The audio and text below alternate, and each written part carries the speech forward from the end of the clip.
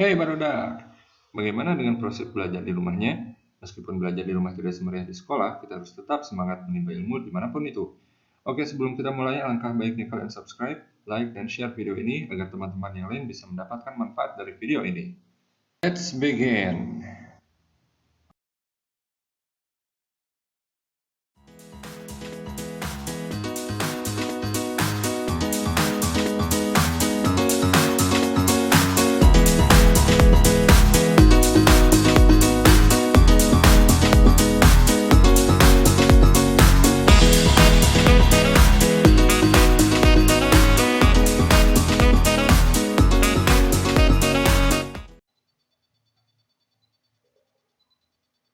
Oke, kali ini kita akan membahas perkembangbiakan vegetatif pada tumbuhan. Ada dua topik yang akan kita bahas, yaitu yang pertama, perkembangbiakan vegetatif tumbuhan secara alami. Yang kedua, perkembangbiakan vegetatif tumbuhan secara tidak alami atau buatan. Ini merupakan materi dari mata pelajaran IPA kelas 6 semester 1. Dalam kurikulum 2013 terdapat pada tema 1, yaitu selamatkan makhluk hidup. Kita mulai saja. Perkembangbiakan vegetatif tumbuhan secara alami. Yang pertama, tunas, yaitu bagian tumbuhan baru yang tumbuh dari kecambah atau kuncup yang berada di atas permukaan tanah. Contohnya pada tanaman tebu dan pisang. Tunas pada umumnya tumbuh pada ruas batang, ketiak daun, dan ujung akar. Tunas muncul di sekitar tumbuhan induk dan membentuk rumpun. Tunas dapat tumbuh tanpa bergantung pada tumbuhan induk untuk mendapatkan nutrisi. Yang kedua, tunas adventif merupakan tunas yang muncul di bagian tumbuhan yang tidak lazim. Contohnya pada tanaman cocor bebek. Lalu yang ketiga, umbi lapis merupakan pelepah daun yang berlapis-lapis dengan satu atau dua kuncup ketiak. Contohnya pada tanaman bawang. Pada bagian atas umbi lapis tumbuh daun. Pada bagian bawah terdapat cakram dan akar serabut. Jika umbi tersebut ditanam, akan tumbuh tumbuhan baru. Perkembangbiakan umbi lapis dimulai dengan tumbuhnya kuncup di sekitar umbi induknya, dinamakan siung atau anak umbi lapis.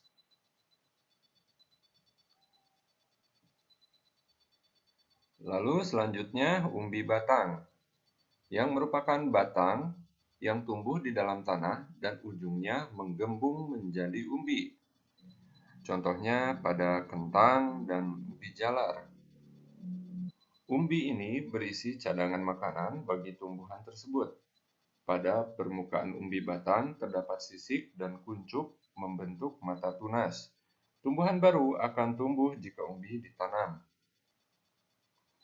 Lalu yang kelima, umbi akar, yang merupakan akar yang membesar dan berisi cadangan makanan. Umbi akar bukan merupakan alat perkembangbiakan. Pada bagian pangkal umbi akar terdapat tunas yang dapat menjadi tumbuhan baru jika ditanam. Contoh tumbuhan yang berkembang biak dengan umbi akar, contohnya wortel, bunga dahlia, dan bengkuang. Yang keenam, akar tinggal atau disebut juga rizoma. Merupakan batang yang seluruhnya tumbuh mendatar di bawah permukaan tanah. Bentuk rizoma menyerupai akar, tetapi memiliki ciri-ciri seperti batang, antara lain berbuku-buku dan mempunyai tunas. Tunas tersebut tumbuh dari ketiak sisik setiap bukunya. Contoh tanaman yang berkembang biak dengan rizoma adalah kunyit dan lengkuas.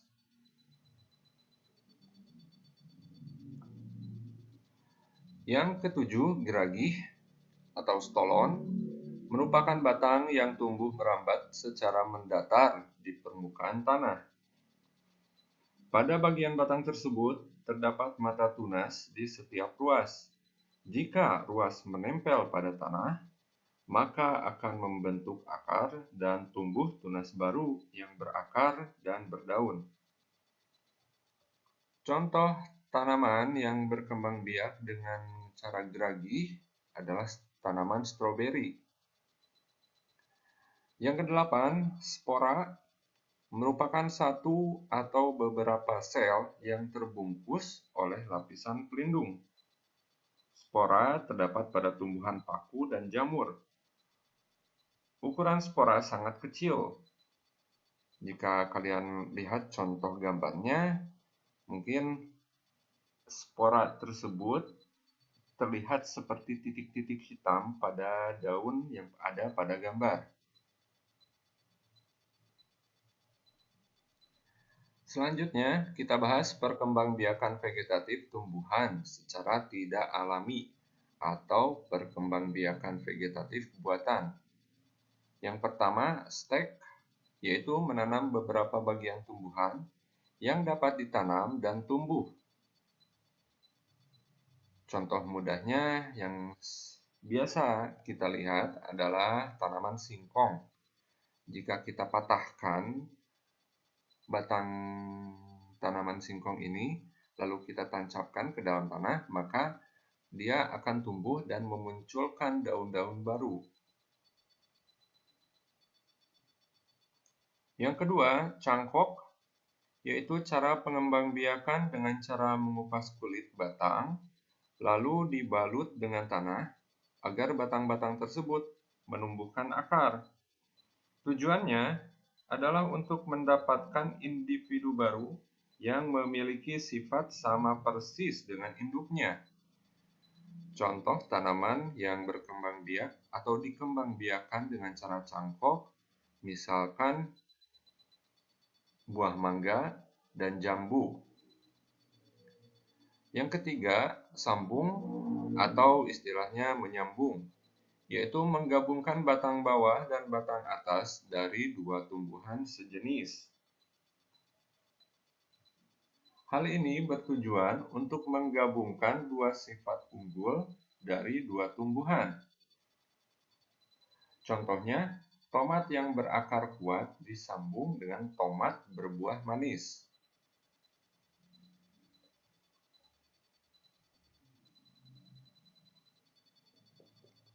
Yang keempat, okulasi atau menempel, yaitu menyatukan tumbuhan yang berbeda sifat dengan menempelkan mata tunas suatu tumbuhan pada tumbuhan lain.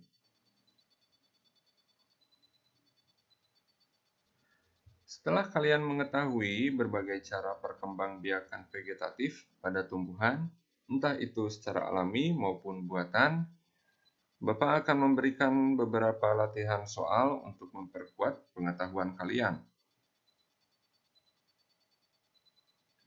Soal yang pertama, jelaskan perbedaan tunas biasa dengan tunas adventif.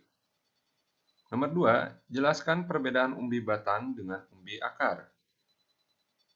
3. Jelaskan tujuan dari mencangkok tanaman. Nomor 4. Jelaskan tujuan dari menyambung tanaman. Nomor 5. Tuliskan salah satu tumbuhan yang ada di sekitar rumahmu dan sebutkan pula cara perkembangbiakannya, khususnya untuk perkembangbiakan vegetatif.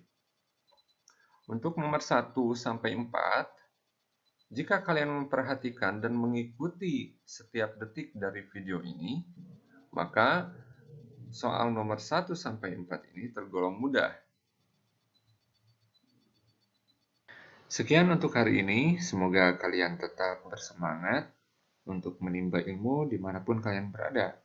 Bapak juga ingatkan kembali untuk subscribe, sukai, dan bagikan video ini. Dan jangan lupa untuk membunyikan loncengnya agar kalian mendapatkan selalu update video bermanfaat dari channel ini. Sampai jumpa.